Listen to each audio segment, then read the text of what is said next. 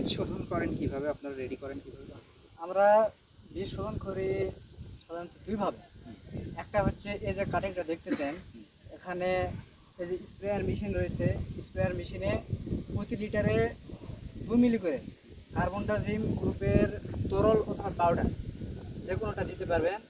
এই যে আমি এখানে একটা হ্যাঁ, বসে আমরা একটু দেখেন। এখানে আবার এই যে একটা নিয়ে এসছি, এই যে দেখতে পাচ্ছেন যে স্কোয়ার কোম্পানির গোল্ডাজিম। আচ্ছা, এটা হচ্ছে গ্রুপটা হচ্ছে কার্বনডাজিম 50%।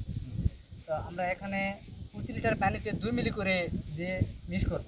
আচ্ছা, এখানে আমি মোটামুটি 5 লিটার পানি নিয়েছি। তো এর জন্য আমার প্রয়োজন হবে 10 মিলি ঔষধের। এক কাপ এটা সমান হচ্ছে 10 একটা মিলি। ছত্রাকনাশক। হ্যাঁ, এক কাপ সমান 10 মিলি। আমরা এক কাপ 1 কাপ সমান 10 মিলি আছে। মানে আমরা আজকে দেখবো যে আসলে রিফাইন্ড আখের টুকরাগুলো আপনারা বীজগুলা কীভাবে শোধন করে, এই তো? জি জি। আচ্ছা, হ্যাঁ, এটা আমরা পানিতে ঢেলে ফেলি। আপনার ওখানে পানির পরিমাণ কতটুকু বললেন? এখানে পানির পরিমাণ হচ্ছে 5 লিটার। 5 লিটার। আমরা দিলাম হচ্ছে 10 মিলি 10 মিলি। ঔষধ দিলাম, তাই না? এবার আমরা কি করব?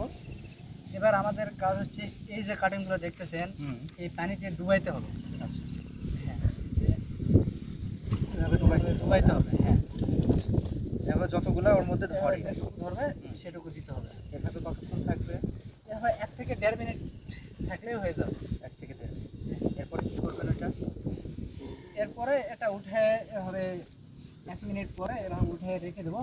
এর গাটা যখন শুকিয়ে যাবে তখন আমরা বেডে বিছানোর জন্য উপযুক্ত বলে মনে করব। এখন বলতে পারেন যে এটা কেন করতে হবে। তো এই আখের মূলত তেমন কোনো রোগ নেই, মাত্র 2টা রোগী এখানে আক্রমণ করে, যার একটা হচ্ছে মাজরা পোকা আর একটা হচ্ছে এই ছত্রাকনাশক পচা রোগ যাকে বলে আর কি। তো এই বীজটা যদি এভাবে শোধন করা হয় তাহলে এই যে পচা রোগের আক্রমণটা অনেকটাই কমে যায়।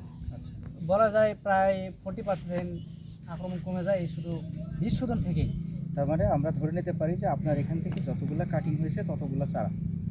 হ্যাঁ, মোটামুটি ততগুলাই 95% আশা করা যায়। আচ্ছা, এই চারাগুলো আপনি চাইলে আমাদের যারা কৃষকরা রয়েছেন অনলাইনে যদি নিতে চান তাহলে দিতে পারবেন। জি, দিতে পারবো ইনশাল্লাহ। আচ্ছা, দর্শক, আমরা কথা বলছিলাম হচ্ছে মাইনুল ভাইয়ের সাথে, এবং আপনারা আজকে হচ্ছে আমাদের এই যে আখের চারা কাটিং বা বীজ কিভাবে শোধন করতে হয় এবং কিভাবে আপনারা জেনুইনলি এরকম সুন্দর হচ্ছে কাটিং পাবেন, কি ওয়েতে করলে সেটা দেখানোর চেষ্টা করলেন হচ্ছে মাইনুল ভাই। এবং ওনার যে ক্ষেত্রটা উনি যেটা বললেন, গত বছর বাণিজ্যিকভাবে